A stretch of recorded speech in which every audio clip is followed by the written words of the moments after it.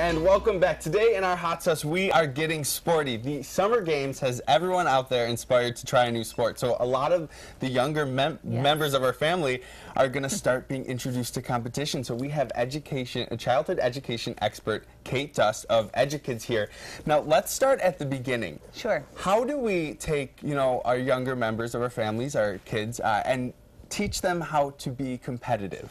I think that the first thing is to pay attention to your children. If they are interested in soccer, then highlight that. Baseball, dance, any of those team or individual sporting events is critical to really good sportsmanship training and athletic abilities.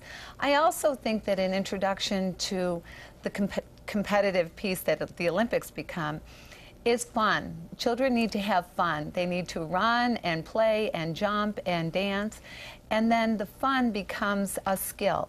So the skill is part of what the team requires, what the sport requires.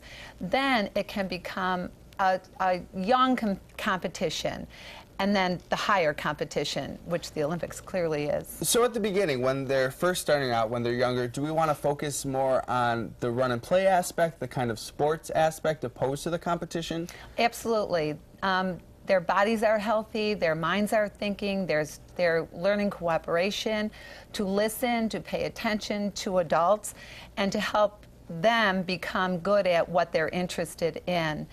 And then that becomes more of a competition, but competition should never be when children are very young.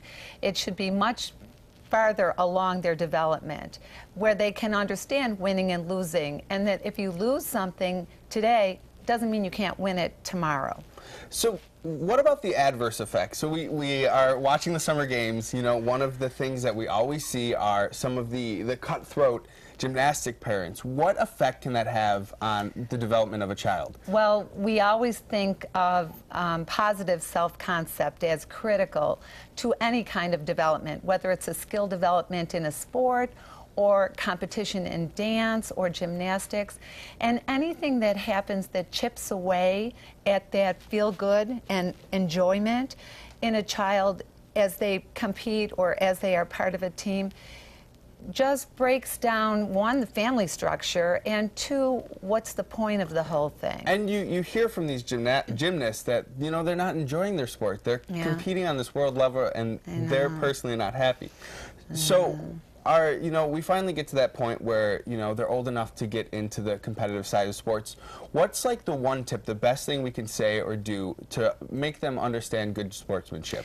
I think that one of the best things that we can do for young children is to help them understand that teams win together and teams lose together.